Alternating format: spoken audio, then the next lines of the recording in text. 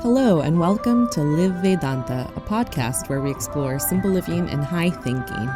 Each week, we join Vivek Gupta as he shares insights on how to bring the divine into the daily. We've just kickstarted our new series, Bhagavad Gita 101. If you've missed the previous episodes, just go to the show notes. We have links that will take you right back to the beginning or to our previous episode.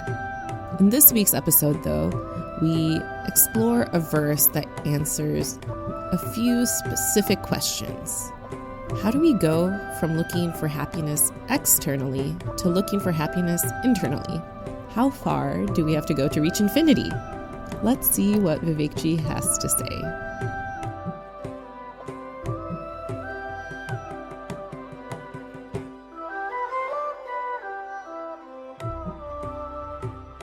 Hari Om and greetings from Niagara Falls. Pritivyam na ashru patayet. This is what our Upanishads teach. In English, this means Pritivyam, the earth, to the earth, and na, not, ashru, show me ashru, tears. Patayet means fall. In other words, we should not cry. And here you have to interpret crying, not just the physical act of crying. Shuka cries all the time. Vyasa cries all the time. It's the stress, the anxiety, the sadness. We shouldn't be feeling that. We shouldn't be causing that. But how? Such a profound and deep message. How are we supposed to live that practically? We fall to crying if we don't check criticizing. Yes? So the practical way to not cry is to not criticize. To see the strengths rather than the weaknesses. To be appreciative rather than to be expecting. Now that too is a deep and profound message. How do I work my way to that? By not complaining. Focusing on one's responsibilities, on being healthy. These 3 C's, crying, criticizing, and complaining, can end once and for all. We can live the message of the Upanishad if we know that our nature is contentment. The I that you use verbally, the I that you feel, the fabric of that I is contentment. Now what's fascinating about this, if you remember our last class, I went through every course that we've explored together. Every one of us already knows that our nature, that I, is contentment. Why is it that I still complain then and criticize and cry? We don't know our nature. We only believe our nature is contentment. There's a large gap between belief and knowing. The belief has to evolve to faith. The faith has to evolve to trust. The trust has to evolve to knowing. And what helps all of this evolution? Practice. Application. This is the vision of our course. We know how to chant Gita. We know the story of Gita. How are we supposed to live this? Arjuna attracts Achyuta. Prince Arjuna is going through an identity crisis. In this identity crisis, he is Arjuna. Arjuna here means Arjavam. He is simple. He is straightforward. He is honest. And that's what attracts Achyuta to him. The word Achyuta means the one who never falls, the one who has no crisis, the one who knows herself, himself. And that's a beautiful match. If Arjuna doesn't know who he is, he doesn't know his nature, his I, if he goes to someone else who also doesn't know, there'll be no discovery there. But he asks for help from the one who does know, that is Achyuta. How we're relating to this. Applying Gita in evolving. We too are experiencing a crisis. We don't know that we are joy. And we want to evolve from that. So how? How do we do this? We took up Shloka 7 of Adhyaya 2. And in this shloka, what Bhagavan Krishna is guiding Prince Arjuna in, eventually, is to not take your thoughts for granted. Do not take your thoughts for granted. And how does this shloka teach this? He starts off by sharing that I'm experiencing this pity, but he's not experiencing pity, correct? He's justifying his vice. Then dharma.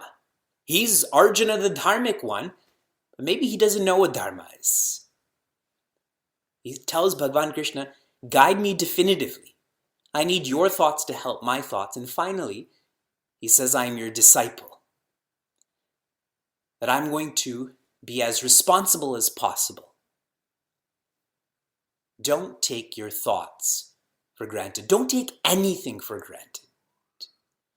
It encourages us to think deeply, and the deeper we think about objective matters about the world, the more deeply we'll think about subjective matters about ourselves.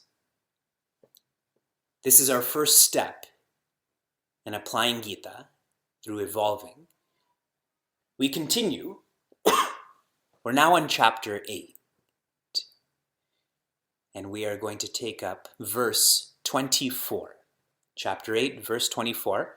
I'll give you all time to find that. That's me being large-hearted, that all of you have come prepared with your physical copy of Bhagavad Gita. I see all of you are going to your computers to pull it up virtually. And then you're looking at the writing and not me. This meter is shorter. I'm sure you can just remember. Agnir Jyotir Aha Shuklaha. Agnir Jyotir Aha Shuklaha. Shanmasa Uttarayanam. Shanmasa Uttarayanam. Tatra Prayata Gachanti. Tatra Prayata Gachanti. Brahma Brahma Vido Janaha. Brahma Brahma Vido Janaha. What is shared here? In simple words. Agnihi means fire. Jyotihi means light. Ahaha, day. Shuklaha, bright. So, how did these words help us apply Gita and evolve? Okay, so think. Agnihi here is to be felt as grace. When you have an activity that you love to do, you feel that fire inside of you. You don't want to rest. You don't want to sleep. So Agnihi, I want you to feel as grace. Jyotihi, light or morning. If you feel that grace, what time are you waking up? You're awake to greet light. You're awake to greet light. When I drive Vyasa in the morning to his preschool, he always looks for the moon. It's so fascinating how little his conditionings are, any toddler. In the morning, we look for the sun. He's looking for the moon. And he couldn't find it. But when we were walking to class, he found the moon and he kept on saying, bye moon, I'm going to class. And it made me think again about greeting the moon. And this shloka is saying, greet the sun. Ahaha, the day. This is iconic for being energetic. And once the day begins, that one has to be energetic, not lethargic. Shuklaha means bright. This is the waxing of the moon, the building, the build up. Okay? And I'm going to share this one more time. Fire is grace. Once you feel that fire, you should wake up. Wake up when? Before the sun rises. The day, you should be energetic. And Shuklaha here means growth. Like the moon grows in what we can see, that we should be growing also. Okay, next. Shanmasa Uttarayanam. Shanmasa means 6 months of ayana, path. Uttara. Uttara means rising or northern. It can also be taken literally. What this is indicative of is momentum. Momentum. Grace, morning, energetic, growth, momentum. That grace should be leading us to momentum. Once you have momentum, you can't stop. And this continues. Tatra prayata gachanti. For someone who is evolving, for someone who feels this thought to change, that person will go. Gachanti. Now, where will they go? Tell me, through this course, where will you go? We'll all go to California because they have a cool governor and other states don't? Is that where we're going to go? We're going to go to Iceland. We're going to go to Antarctica. We're going to go to Bharat because that's where Gita was taught. Go here means change or evolve. Go here means going inside. To evolve from being an extrovert to being an introvert. To evolve from being someone who seeks attention to someone who seeks intention. How far is this going? For you to evolve from being external looking for happiness to being internally looking for that happiness, how far do you have to go? A fine way to understand this is when you're dreaming and you wake up, how far is that? How long is that? It's immediate. It's experiential. That's the gachanti. And finally, Brahma vido janaha. Who gets to experience all of this? Those people who know Brahman, those people who know existence, awareness, joy, those are the people who find existence, awareness, joy. They rediscover this. This is a subtle point. On Tuesdays, we study meditation and life. And out of all of the weekly classes we have, that's the most demanding. And I find that people enjoy that the least because it's too demanding on them. But I purposefully have created that bhava, that flow, because in meditation and life, I'm trying to encourage the students there to be more and more and more independent. Less support. Okay. So now, suppose you want to be a meditator. Right? It's a very popular thing to do. It's a great description when you're applying for a job or on shadi.com. Marry me, I'm a meditator. If you have no relationship with Bhagavan, if you have no relationship with a Sadguru, if you don't know what the self is, what will you be meditating on? No. There has to be content there. There has to be a subject there for you to meditate upon. And if you don't know it, all you'll be meditating upon is your blood flow or your breath flow or watching the thoughts. And that's all therapeutic, but it's not transcendental.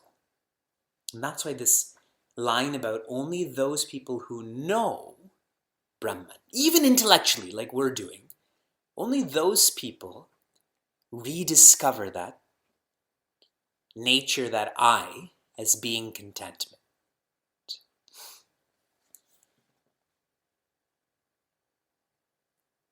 As we think more about how Bhagavad Gita helps us to evolve, in this one shloka we see how our day should be. And I'm using the word day, but there's actually certain periods of time that are highlighted here.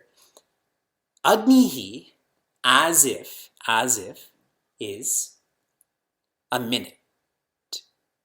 You wake up at a particular minute, correct? You don't wake up at a particular hour, you wake up at a particular minute. Then Jyotihi, that's a particular hour. So you have a minute, you have an hour. Ahaha, that's a day. Shuklaha, that's a week, correct? Then Masa becomes month. So now how come they don't have year here? How come they don't have decade and century? So 6 months, then done, finished.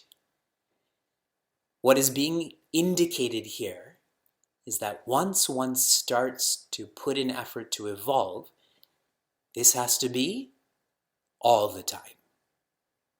This has to be full time. And one cautionary note here, we all do this. Now when you have a good day at work or a good day at school, or even you felt like you were noble all day, what do you do at night? Do you go to sleep earlier or do you stay up later? Do you eat less or do you eat more? I feel like we're very much a reward-oriented society, even in our spiritual efforts, isn't it? We always want to be rewarded.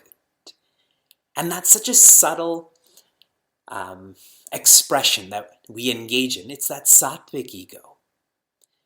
That this is good enough. But this shloka is saying that's not good enough. It's be Brahman or bust.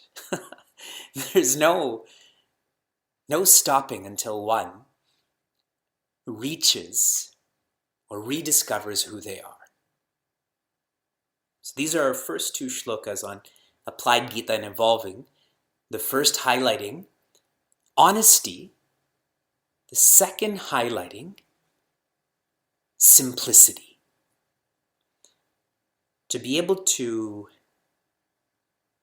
wake up before the sun, to be energetic, to not break your momentum, you have to simplify your lifestyle. To understand the fullness of this shloka, the next shloka has to be included, and we're not going to study that, but the opposite path is indicated. This is called the path of the sun. The next verse will highlight the path of the moon. Now think deeply about this, otherwise we get caught in rituals. The moon. Does the moon have independent light? Yes or no? No. Does the sun have independent light? Yes. And that's the main difference. Those who follow the path of the moon, they are following dependent joy. In very worldly terms, that's called the path of materialism. They're living for valuables.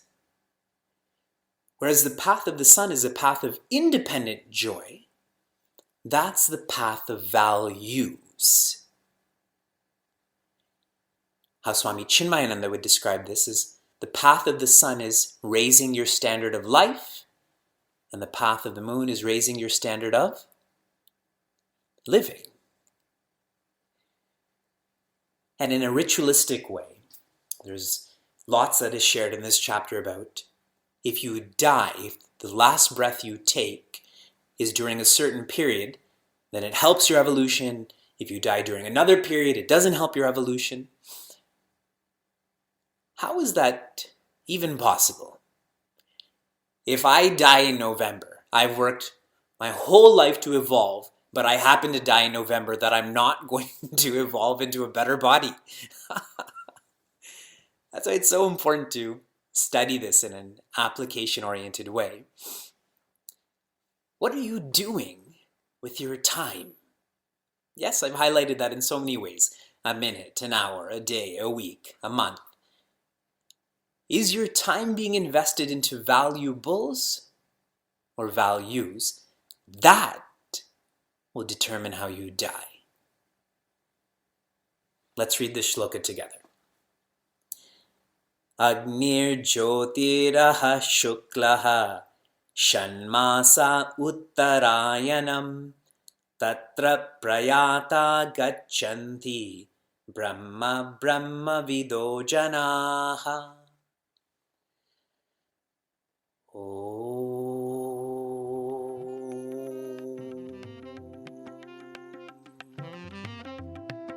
If you enjoyed what you heard or want to learn more, share this episode with a friend or find us online at facebook.com/cmniagara. For those on the journey of self-development, Chinmaya Mission Niagara provides a community forum for seekers to listen, reflect, and contemplate. This podcast is produced by the Young Adults of Chinmaya Mission, an international nonprofit working to transform individuals through the knowledge of Vedanta. Until next time, inspire, love, be.